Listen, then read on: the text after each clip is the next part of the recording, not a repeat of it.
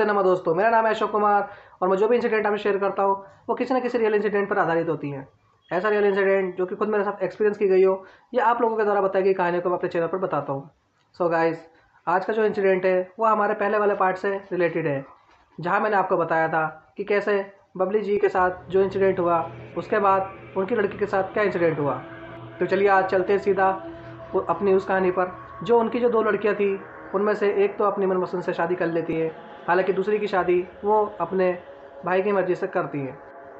उसके बाद जब वो शादी करती हैं तो शादी हो जाने के बाद उनके कम से कम 1.5 से 2 साल हो जाते हैं और उनकी कोई संतान नहीं होती।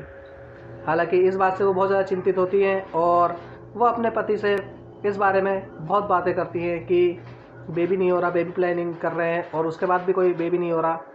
तो धीरे धीरे करते करते ये जब इनको कम से कम 5 से 6 साल हो जाते हैं तो इनकी जो वाइफ थी वो उनसे कहती है कि क्यों ना आप दूसरी शादी कर लें, और दूसरी शादी के लिए उन्हें बहुत ज़्यादा समझाती हैं और कहती हैं हमारा बेबी हो जाएगा, आपका आपका अपना बेबी होगा, आपका अपना खून होगा। वो उनके पति इस चीज़ को एग्री नहीं करते, हालांकि वो बहुत ज़्यादा इन्हें फोर्स करती है, बहुत ज़्यादा उनसे कहती है। तब कहीं जाके उनके पति इस बात से एग्री हो जाते हैं और उसके बाद वो दूसरी शादी कर लेते हैं। हालांकि जब वो शादी कर लेते हैं और सब कुछ सही चल रहा होता है, जो दूसरी शादी जो थी वो इन्हीं की मर्ज़ी से होती है, तो ये क्या करते हैं कि जब बाद में इनका एक बेबी हो जाता है दूसरी बीवी से, तो ये बहुत ज़्यादा खुश रहने लगते हैं और उसके बाद जो है इनका ज़्यादातर टाइम स्पेंड उन्हीं के साथ होता है जिनके बेबी थे। और जो ये इनकी बीवी थी जिन्होंने इनको फोर्स किया था शादी के लिए, वो थोड़ा बहुत दुखी रहने लगी। हालांकि इसीलिए क्योंकि उनके साथ ज़्यादा टाइम स्पेंड नहीं कर पा रहे थे, तो उन्होंने एक डिसीज़न लिया कि वो अपना घर शिफ्ट कर लेंगी और उनसे थोड़ा सा दूरी बना लेंगी, ताकि उन्हें भी ज़्यादा टाइम स्पेंड करने का समय मिल सके अपने परिवार के साथ और ज़्यादा उनका भी ध्यान उनकी तरफ ना जाए। इस तरह से उन्होंने अपना रूम शिफ्ट कर लिया।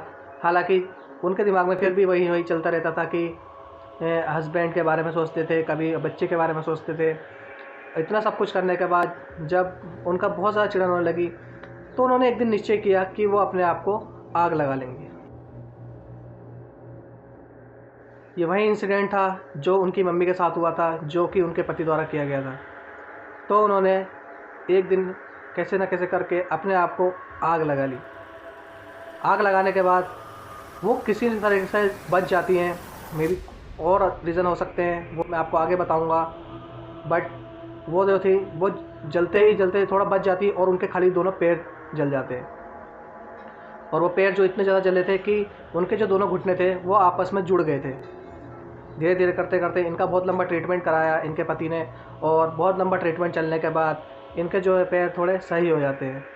हालांकि जब ये लोग किसी मंदिर पूजा में जाते हैं एक दिन, तो इनकी बीवी जो थी वो अचानक से जब मंदिर के प्रवेश करती है तो बाबा जी इन्हें बताते हैं कि बेटा तुम तो उसी दिन मर चुकी होती, लेकिन तुम्हारी जो मम्मी थी वो तुम्हारे साथ आज भी हैं। उन्होंने बताया कि वो तुम्हारी रक्षा करती हैं, इसीलिए उस दिन तुम उस आग से बच गई थी। तो ये सब सुनने के बाद वहाँ पे सभी लोग बहुत ज़्यादा शॉक्ड हो जाते हैं और उनकी मम्मी का जो था वो एक मंदिर बनवाती हैं और उसके बाद उनकी पूजा करती हैं, और इसके बाद वो लोग मंदिर से चले जाते हैं और अपना अपना अपना जीवन व्यतीत करने लगते हैं।